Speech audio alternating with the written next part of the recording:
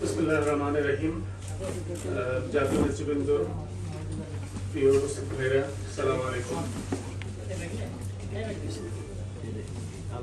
আওয়ামী লীগের নেতারা প্রায় জানতে চায় দেশের মানুষের কাছে যে তাদের অভিযোগটা কি, তাদের ব্যাপারে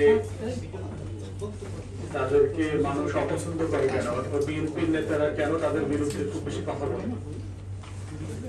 তো বিএনপি নেতৃবৃন্দ তো এই বিষয়ে যথেষ্ট কথা বলেছেন। আজকে এপ্রিল মাস চলছে, এই জন্য আমি আওয়ামী লীগের বিরুদ্ধে আসলে আমাদের অভিযোগগুলো কি কি এটা নিয়ে বেশি কথা বলবো। রাজনৈতিক কথা এখানে প্রধান অতিথি দুলু ভাই আছেন, খায়ের ভাই গুরুত্বপূর্ণ কথা বলেছেন, তিনি বলবেন।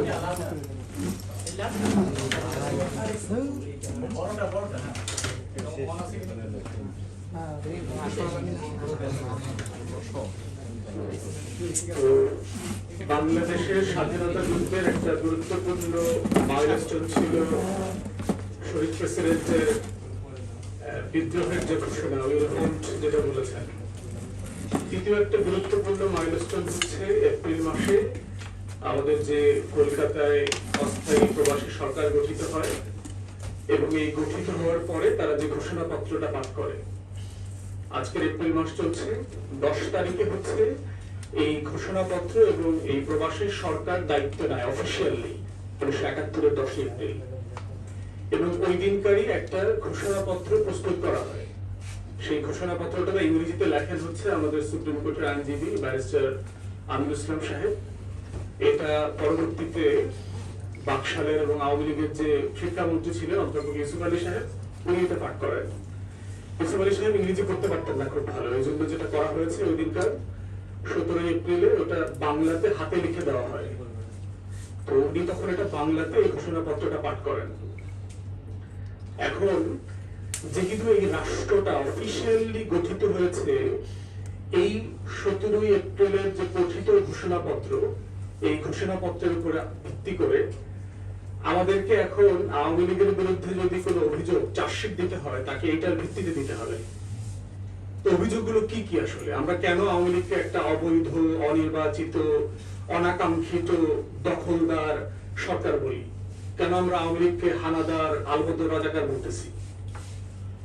এই গঠনতন্ত্রে লম্বা বক্তব্য আছে এই ঘোষণাপত্রে। প্রথম দিকে যেটা বলা আছে সেটা হচ্ছে ভাইরাস দিয়ে, যেহেতু পাকিস্তান রাষ্ট্র আমাদের প্রতি বৈষম্য করেছে, যেহেতু পাকিস্তান রাষ্ট্র আমাদের সাথে তার কৃত ওয়াদা পালন করেনি, যেহেতু এটা সেটা, এগুলো বলে বলে কেন আমরা বাংলাদেশ রাষ্ট্র করছি। প্রথম বলা ছিল গুরুত্বপূর্ণ যেটা কথা, সেটা হচ্ছে যে বাংলাদেশকে আমরা একটা গণপ্রজাতান্ত্রিক রাষ্ট্র করতে চাই। We hereby declare and solemnly to constitute an independent and sovereign republic. এই গণপ্রজাতান্ত্রিক রাষ্ট্রটা কি?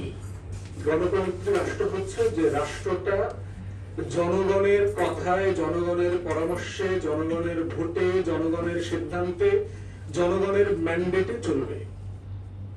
তাহলে 71 সালের যুদ্ধটা যে কারণে হয়েছে, প্রবাসী সরকার 71 সালে এপ্রিলে গঠিত হওয়ার প্রথম ম্যান্ডেট ছিল যে আমরা এমন একটা রাষ্ট্র চাই যে রাষ্ট্রটা জনগণের ম্যান্ডেট দিয়ে চলতে হবে। তাহলে আওয়ামী লীগের বিরুদ্ধে আমাদের প্রথম চার্জশিট কি?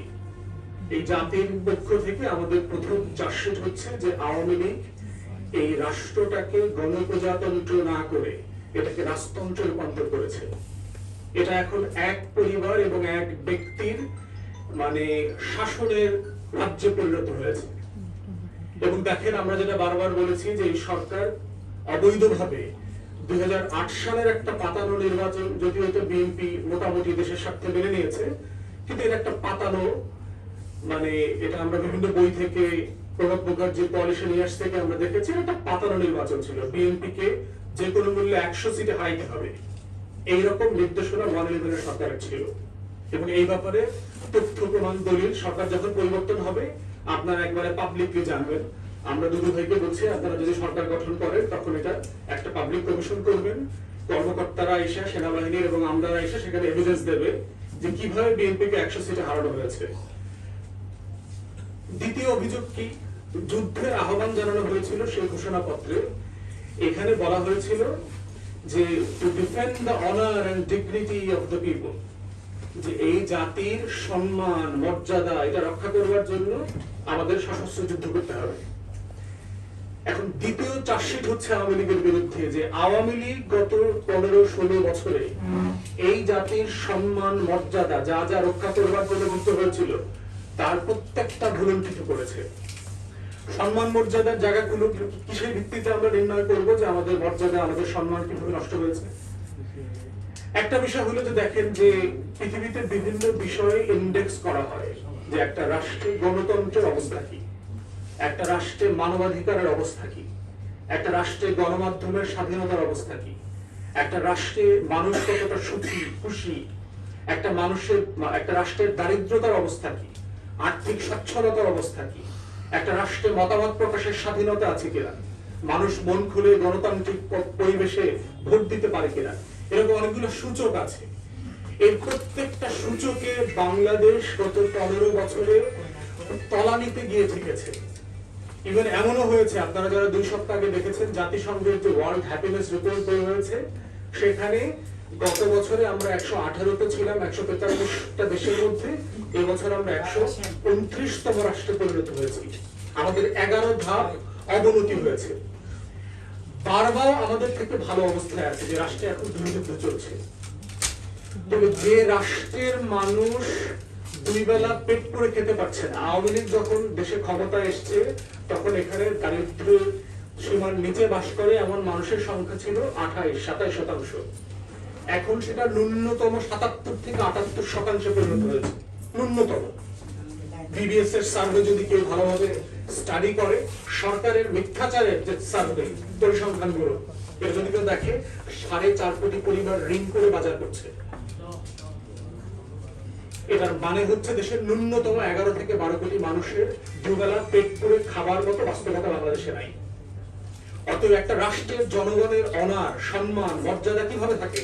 সে যদি খেতে না পায়, তার যদি কাপড় না থাকে, তাকে যদি একটা খাবারের জন্য 1,500 টাকা 2,000 টাকা টিসিবির একটা প্যাকেজের জন্য 4 ঘন্টা 5 ঘন্টা 6 ঘন্টা জুলাইয়ের অগাস্টের রোদে দাঁড়ায় থাকতে হয়, বৃষ্টির ভিতরে আষাঢ় শ্রাবণের বৃষ্টিতে ভিজে দাঁড়ায় থাকতে হয়, ভিক্ষা করতে হয় রাষ্ট্রের 3য় 4র্থ শ্রেণীর কর্মচারীর কাছে, ট্রাক ড্রাইভারের কাছে 1 কেজি চাল দিয়ে দেন, 2 কেজি ডাল দিয়ে যান, গোশত ডিম কেনার জন্য লাইন ধরতে হয়।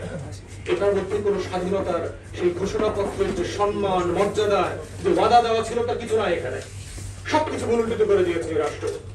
এই রাষ্ট্রের প্রত্যেকটা খাত ইনস্টিটিউশন ধসে পড়ে গেছে। এই রাষ্ট্রের কোনো প্রতিষ্ঠানে গেলে আপনি সার্ভিস পাবেন না। আজকে দেখলাম একটা ল্যান্ড রেজিস্ট্রি অফিসে এক ভদ্রলোক ভোগান্তির শিকার হতে হতে সে নিজে মাইকিং করতেছে এবং অভিশাপ দিচ্ছে যে আল্লাহ এই অফিসের প্রত্যেকটা কর্মচারী যেন পঙ্গু হয়ে যায়, না খেয়ে মরে যায়, বোবা হয়ে যায়, এদের পরিবার যেন ফকির হয়ে যায়। অভিশাপ দিচ্ছে মাইকে, হ্যান্ড মাইক দিয়ে। মানে একটা ল্যান্ড রেজিস্ট্রি অফিস কি পরিমাণ মানুষের অভিশাপে পরিণত হয়েছে। আমরা যারা আইন পেশায় জড়িত, দুদু ভাইরা তো ভিকটিম। আমরা জানি বিএনপি, ছাত্রদল, শিবির, জামাত, হেফাজতের প্রত্যেকটা পরিবার কিভাবে পঙ্গু হয়ে গেছে, ফকির হয়ে গেছে। 15, 16, 17 বছর মামলার ঘানি টানতে টানতে ব্যবসা বাণিজ্য ঘের আওয়ামী লীগ গরুটা পর্যন্ত দখল করে নিয়ে গেছে। ওদিক থেকে বিএসএফ আমাদের ছাগল চুরি করে নিয়েছে, আর আমার দেশের সম্পদ আওয়ামী লীগ নিয়ে যাচ্ছে আমাদের ঘর থেকে, আমাদের বাড়ি থেকে। এর নাম হচ্ছে আওয়ামী দখলদারের স্বাধীনতা। তাহলে আওয়ামী লীগের বিরুদ্ধে আমাদের দ্বিতীয় চার্জশিট হচ্ছে ঘোষণাপত্রে যে আমাদের মানবিক মর্যাদার কথা বলা ছিল, অনারের কথা, সম্মানের কথা বলা ছিল, যে এই অনার এবং সম্মান রক্ষার জন্য আমরা তখন যুদ্ধ করেছি, আমাদের বাপ চাচারা যুদ্ধ করেছেন, সেই যুদ্ধের যে প্রতিশ্রুতি তারা ভঙ্গ করেছে। তৃতীয় অভিযোগ কি আওয়ামী লীগ সরকারের বিরুদ্ধে? আওয়ামী লীগ সরকারের বিরুদ্ধে অভিযোগ হচ্ছে যে ওই ঘোষণাপত্রে বলা ছিল যে স্বাধীনতার আগে, অব্যবহিত আগে 70-এর নির্বাচনে জয়ী হবার পরেও তারা নির্বাচিত জনপ্রতিনিধিদের কাছে ক্ষমতা হস্তান্তর করে নাই। এই জন্য আমরা পাকিস্তান থেকে আলাদা হচ্ছি। পাকিস্তান সরকার তো নির্বাচনটা ফেয়ারলি করেছে। পাকিস্তান আমলে 2টা নির্বাচন হয়েছে, 54-তে এবং 70-এ, 2টাতে মুসলিম লীগ গোহারা হারছে। তাহলে পাকিস্তান রাষ্ট্র দুইটা ফেয়ার নির্বাচন করেছে, even within the framework of the military ordinance. সামরিক যান তারা নির্বাচন করেছে, সেই নির্বাচনেও মুসলিম লীগ নির্বাচনে হেরেছে। আমরা 53 বছর একটা ফ্রি ফেয়ার পলিটিক্যাল ইলেকশন করতে পারি না আন্ডার অ্যান ইলেক্টেড গভর্নমেন্ট। তবে আওয়ামী লীগের অধীনে আমাদের থার্ড চার্জশিট কি আওয়ামী লীগের বিরুদ্ধে? তারা বাংলাদেশের গণতন্ত্র, ভোট, নির্বাচনী প্রতিষ্ঠান প্রত্যেকটা ধ্বংস করে দিয়েছে। যেটা পাকিস্তান আমলে ধ্বংস হয় নাই, যেটা ব্রিটিশ বেঙ্গলে হয় নাই, অবিভক্ত বাংলায় হয় নাই। চতুর্থ অভিযোগ কি আমাদের আওয়ামী লীগের বিরুদ্ধে? আওয়ামী লীগের চতুর্থ অভিযোগ হচ্ছে যে রাষ্ট্র কিসের ভিত্তিতে চলবে সেটা বলে দেওয়া ছিল। 3টা মূলনীতির কথা বলা ছিল সেই ঘোষণাপত্রে: সাম্য, মানবিক মর্যাদা এবং সামাজিক সুবিধা। যে এই রাষ্ট্রটা এই 3টা মূলনীতির উপর ভিত্তি করে চলবে। আসলে এই রাষ্ট্রটা কিসের ভিত্তিতে চলছে? বইটা দেখেন রাষ্ট্র কিভাবে চলছে। আপনি শুধু গিনিপিগ আকারে 2-3টা ঘটনা দেখলে আপনি বুঝবেন যে বই কিভাবে চলছে। 73-এ বিশ্ববিদ্যালয়ে অধ্যাদেশ হয়, 4টা বিশ্ববিদ্যালয়কে সে অধ্যাদেশের অন্তর্ভুক্ত করা হয়: ঢাকা বিশ্ববিদ্যালয়, রাজশাহী, চট্টগ্রাম, জাহাঙ্গীরনগর। বুয়েট এবং কৃষি বিশ্ববিদ্যালয়কে করা হয়নি। কারণ কি? আওয়ামী লীগের নেতারা পর্যন্ত চিন্তা করেন, যারা এই রাষ্ট্রটাকে দুর্ভিক্ষ পীড়িত করে বাকশাল কায়েম করছে, সেই আওয়ামী লীগের নেতারা পর্যন্ত বলতেছে যে এই 4টারে ধর্ষণ কর, বুয়েট আর কৃষি বিশ্ববিদ্যালয়ে ধর্ষণ করা যাবে না, তাহলে দেশ থাকবে না। মানে এত বাজে লোকরা পর্যন্ত বুঝছে যে আমার এই চাটার দল আর চোরের দলের কাছে যদি বুয়েট আর কৃষি বিশ্ববিদ্যালয় দেই, তাহলে এটা ভাইয়া ছিল তারা কি করবে। কারণ দলের নেতা তো দলের কর্মীদেরকে সবচেয়ে ভালো চিনে যে কোনটা বাটপার, কোনটা চোর।